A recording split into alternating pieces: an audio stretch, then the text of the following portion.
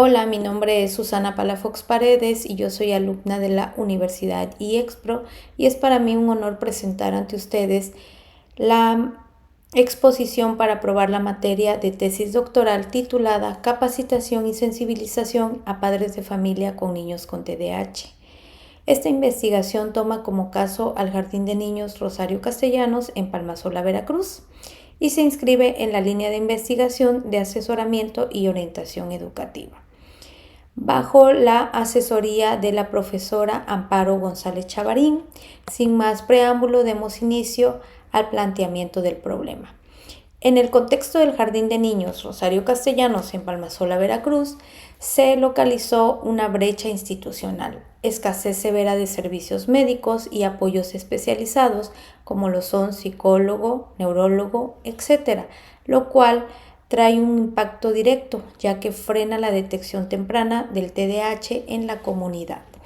Aunado a esto, existen barreras familiares y sociales, falta de información sobre este diagnóstico, resistencia al diagnóstico por TDAH y, en consecuencia, en el hogar trae un estilo de crianza punitivo y muy poco favorable para los niños que tienen TDAH. Por todas estas situaciones nos hacemos la pregunta de investigación. La capacitación y sensibilización de los padres de familia de niños con TDAH fortalecen el acompañamiento educativo, conductual y socioemocional de sus hijos que estudian en el Jardín de Niños Rosario Castellanos en Palmasola, Veracruz, durante el ciclo escolar 2025-2026. Y nuestra hipótesis y variables fueron las siguientes. La hipótesis general fue la propuesta: el programa de capacitación y sensibilización genera un impacto positivo y significativo en el acompañamiento familiar de niños con TDAH.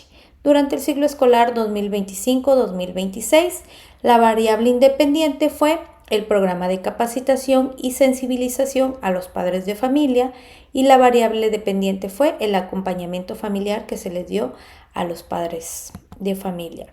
Pero ¿por qué es importante esta investigación y cuál es su justificación? Bueno, existe un cierre de brecha porque vincula la detección temprana del TDAH con la acción efectiva. Existe una transformación activa, ya que cambia la resistencia del cuidador, porque, como mencionamos, ellos se resisten a aceptar el diagnóstico porque tienen ideas impuestas por la sociedad de Palmasola. Y bueno, cambiamos con toda esta información esa resistencia y hay mayor aceptación en el caso de los cuidadores asistentes. Hay un aporte científico, ya que genera conocimientos clave sobre el tratamiento del neurodesarrollo en contextos como Palmasola. Y existe una cohesión sistémica, ya que fortalece la tríada docente, padre, alumno para eliminar las barreras del aprendizaje y la participación. Los objetivos que guiaron nuestra investigación son los siguientes: el objetivo general, que fue evaluar el impacto de la capacitación y sensibilización dirigida a padres de familia de niños con TDAH en el acompañamiento educativo, conductual y socioemocional de sus hijos que estudian en el Jardín de Niños Rosario Castellanos en Palmasola, Veracruz, durante el ciclo escolar 2025-2026. Los objetivos específicos: evaluar el cambio en el acompañamiento educativo mediante la identificación de los conocimientos sobre el TDAH y del nivel de corresponsabilidad de los padres en las adecuaciones escolares antes y después de la capacitación. El objetivo específico 2, determinar el impacto en el acompañamiento conductual mediante la observación y el registro de la aplicación de técnicas de refuerzo positivo y de la estructuración de rutinas en el hogar. El objetivo específico 3, analizar la mejora del acompañamiento socioemocional mediante la medición de los niveles de estrés parental y de la percepción del clima de la convivencia familiar tras la intervención. Entrando en el marco teórico, esta investigación se fundamentó en 4 ejes. El primero nos habla sobre la neurobiología y la autorregulación. Nos basamos en el modelo ejecutivo de Russell Barkley. Él menciona que el TDAH es un trastorno del neurodesarrollo y que existe un déficit de autorregulación, compromiso severo en las 4 funciones ejecutivas, nos habla sobre la miopía temporal y entornos protésicos, una necesidad de andamios que los provee el cuidador primario.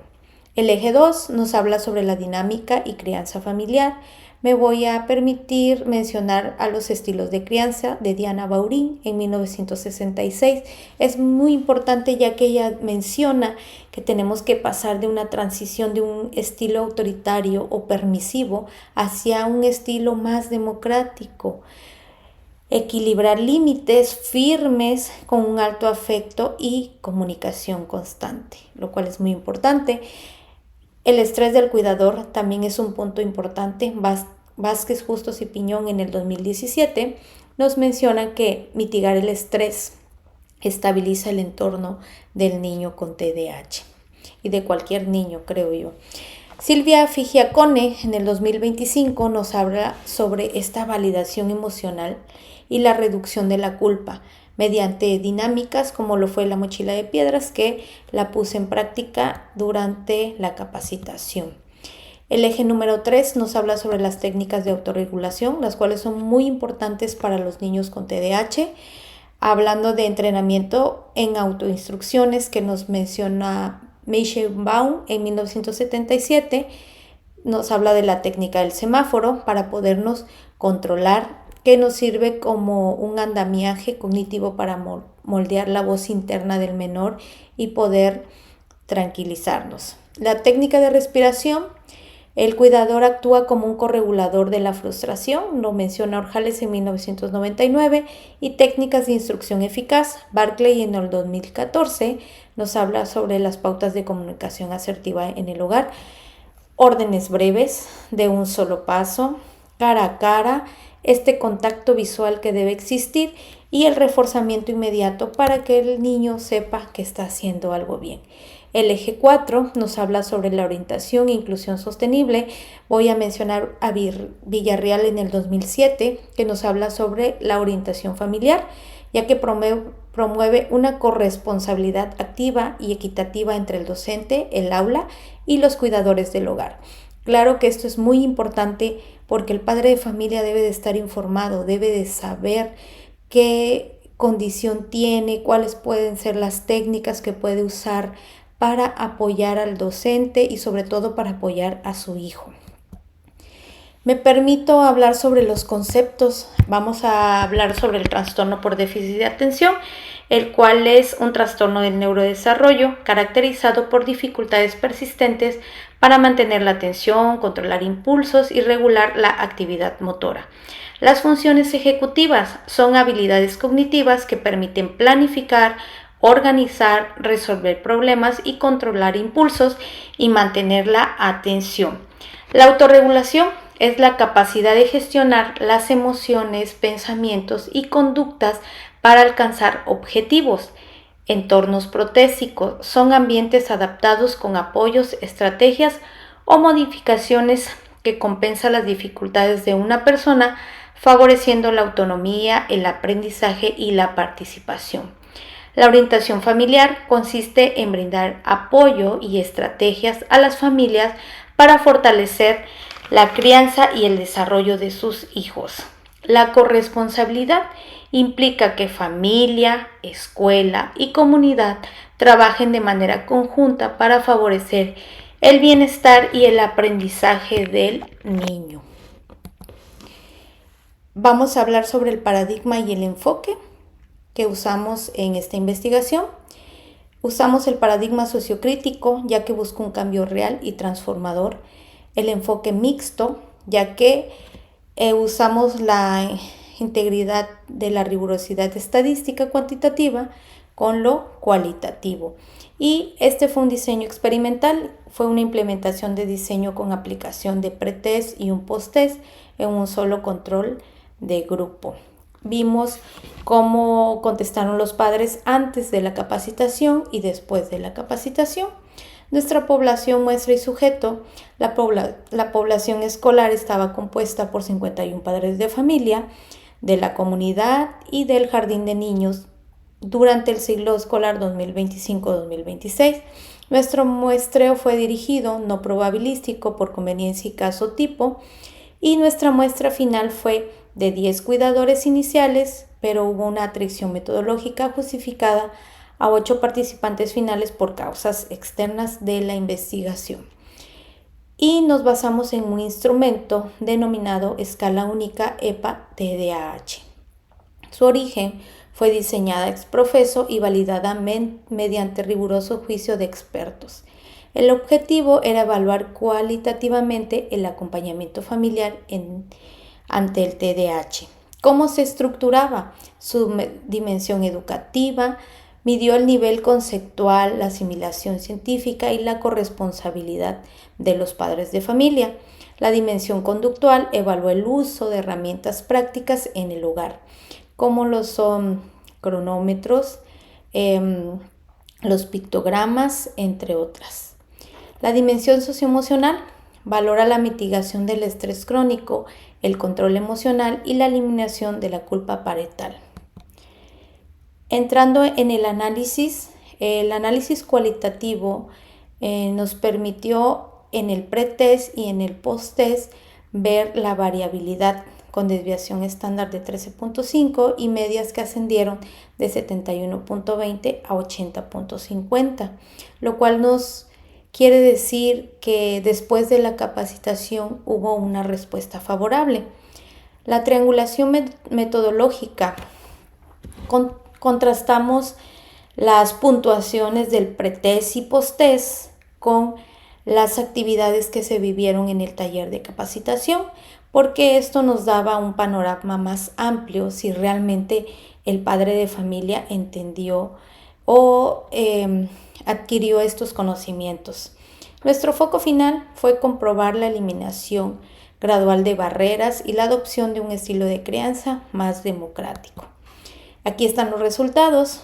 Hubo un impacto cualitativo general en el pretest 71.2%, en el posttest un 80.5%, lo que nos indica un incremento significativo en las prácticas de acompañamiento tras la intervención pedagógica. Y un dato muy importante, la eliminación total de los registros de niveles bajos y la consolidación del 50% al nivel alto. Recordemos que en el pretest eran 10 participantes y sí hubo padres de familia que se posicionaron en el nivel bajo y en el nivel medio. Posteriormente a la capacitación se puso el posttest y los padres de familia que estaban en el nivel bajo se posicionaron en un nivel alto en su mayoría, y se eliminó totalmente el nivel bajo, lo cual nos indica que hubo una buena reacción después de la capacitación. Vamos a hablar sobre las dimensiones y lo que vivimos en la capacitación y sensibilización. Hablando de la dimensión educativa, pude observar esta mala información que tenían sobre el diagnóstico del TDAH. Realmente ellos creían que su hijo se portaba así porque lo estaban maleducando, entre otras cosas. Pero después de la capacitación entendieron que esta condición tiene una base neurobiológica, que no es porque el niño se quiera portar mal, sino que existe una manera diferente de funcionamiento en su cerebro, que no quiere decir que no funcione, sino que funciona de manera diferente y que el niño necesita de apoyos como la implementación de agentes visuales, el uso de cronómetros para las transiciones, para pasar de una tarea a otra, aceptación de la base neurobiológica. Todo esto se les mencionó en el curso, ya que ellas pensaban que eran malas madres y que sus niños estaban mal educados. En la dimensión conductual hablamos sobre los refuerzos positivos o la importancia de que un niño sepa que está haciendo bien para repetir esa conducta deseable. Es muy importante, ya que los niños con TDAH tienen problemas con las funciones ejecutivas y regular sus emociones, son impulsivos y el niño requiere de este refuerzo positivo cuando hace algo bien. También hablamos sobre la firmeza contra la culpa, porque muchas madres de familia sienten esa culpa porque sienten que están haciendo mal su trabajo y por lo tanto no son firmes cuando dan una orden a su hijo, porque el niño se pone a llorar, a veces hace berrinche y piensan que fue por esa firmeza. Y hablamos sobre la firmeza que debe existir, porque todos los niños deben de tener un límite muy marcado para poder funcionar de manera correcta. Hablamos sobre cuando el niño se desregula, cuando hay esas crisis y qué hacen ellas con sus hijos, ¿no? Muchas me mencionaban que se ponían a llorar con ellos porque no sabían qué hacer. Y después de un regaño, tal vez incluso de un golpe, se sentían culpables, ¿no? Entonces, también hablamos sobre las instrucciones eficaces. Puse en práctica una dinámica titulada El mesero aturdido, donde ellas comprendieron de otra forma cómo se siente el niño cuando tú le das muchas indicaciones al mismo tiempo. Ellas lo vivieron, lo experimentaron en carne propia y comprendieron que es mejor recibir órdenes breves, tener ese contacto visual de una cosa a la vez, y esto lo adoptamos del modelo de Barclay. La catarsis y liberación. Yo podría decir que esta estrategia de la mochila de piedras fue algo muy liberador para ellas, fue algo que me agradecieron, porque normalmente no existen estos espacios donde podamos expresar nuestros sentimientos sin ser juzgadas. No tenemos el tiempo a veces y fue de las mejores dinámicas, la que siento que tuvo mayor éxito. Algunas madres de familia se pudieron comunicar de manera escrita y otras de manera oral. Les agradecí por la confianza que me brindaron en ese momento y juntas fuimos eliminando esas ideas erróneas que tenían sobre ser unas malas madres o sobre tener esta culpa de no estar haciendo bien su trabajo. Y llegamos a la conclusión de que es muy importante que nosotras o que ellas como madres de familia estén reguladas, estén en condiciones para poder ayudar a su hijo. Y decimos, un adulto desregulado no puede regular a un niño desregulado. En la discusión hablamos de Russell Barclay en el 2011, que nos menciona que el TDAH es un trastorno de la ejecución, no del conocimiento. Yo les expliqué que todos tenemos funciones ejecutivas, pero en el caso de los niños con TDAH hay esas dificultades para mantener la atención, para organizar, para planear, etcétera. Y que nosotros como padres de familia tenemos que darle estructura a nuestros hijos, ser esa corteza prefrontal que al niño con TDAH se le dificulta o le cuesta, porque así es su base neurobiológica, y ellas comprendieron por qué su hijo es desordenado. No es que quiera ser desordenado, porque a su hijo se le olvidan las cosas. Entonces tenemos que tener paciencia, tenemos que usar esos andamios o ser esos andamios para nuestros hijos y poder ayudarlos a que funcionen de manera más efectiva, ¿no? Con esto me permito dar mi propuesta de intervención, que se fundamenta en 3 líneas. La primera línea nos habla sobre la inducción temprana. Todos los años va a existir niños con algún diagnóstico, en este caso estamos hablando del TDAH. Debemos de orientar a las familias de nuevo ingreso para la detección oportuna y dar ese seguimiento que se requiere, focalizada en la desmitificación científica del trastorno y la eliminación de la disciplina punitiva o de los estigmas de la conducta. La línea 2 nos habla sobre una continuidad avanzada para las familias con el fin de robustecer los manejos de los límites y la estructuración de rutinas en casa.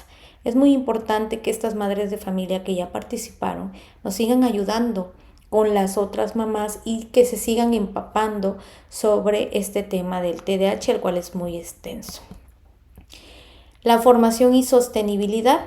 La línea 3, como colectivo docente, siempre tenemos que estar en actualización continua, unificación metodológica de las maestras a través del Consejo Técnico Escolar, ya que es un espacio para hablar de algunas situaciones que ocurren dentro de la escuela. Fomentar el diseño y la aplicación sistemática de ajustes razonables en el aula y estrategias de contención emocional. Mis conclusiones son: 1. Reducción de las VAP. La capacitación y sensibilización empodera a las familias en contextos vulnerables, disminuyendo las barreras para el aprendizaje y la participación, ya que ahora este grupo cuenta con estos conceptos clave, con estas herramientas para apoyar a sus hijos, y a nosotros nos ayudan a eliminar estas barreras. El 2, corregulación y salud emocional. Es muy importante la estabilidad del menor, ya que en esta edad preescolar el menor depende de los padres de familia y los padres de familia deben de estar bien en condiciones para apoyar a sus hijos a salir adelante. Es importante institucionalizar estos espacios, como les decía, no existen de manera cotidiana, para que ellos puedan expresar lo que sienten, lo que piensan, y así poder ayudarlos si es necesario. La 3, una alianza inclusiva simétrica. La verdadera inclusión exige una alianza constante entre el docente, el personal de apoyo y el entorno familiar. Sin duda alguna, esta triada es muy importante. Si nos falta uno de esos apoyos, tal vez no quiere decir que no lo podamos hacer, pero se vuelve un poquito más difícil. Entonces, esta es la verdadera inclusión: estar en conjunto, trabajando para poder sacar a los niños adelante. Y finalmente, doy mis recomendaciones para disminuir las barreras para el aprendizaje y la participación. Me dirijo hacia la directiva del centro escolar, donde menciono que debe institucionalizar el programa de inducción parental en la agenda escolar anual y las asambleas formativas del jardín de niños, ya que estos temas son de mucha relevancia y nos van a ayudar para disminuir estas barreras. Al colectivo docente tenemos que diseñar adecuaciones de acceso coordinadas con el hogar, unificando pictogramas y apoyos visuales en el aula. Es imposible trabajar solo, sin el apoyo de los padres de familia, ya que no hay un seguimiento. Solamente se podrá hacer en la escuela, pero necesitamos este apoyo coordinado con las familias. Y a la comunidad educativa, estrechar la vinculación con redes externas. En este caso existe un CAM en la comunidad de Palmasola y el CRIBER, que se encuentra un poco más lejos, pero debemos de asistir a estos lugares para garantizar el derecho y la evaluación oportuna de los niños. Con esto doy por concluida esta exposición.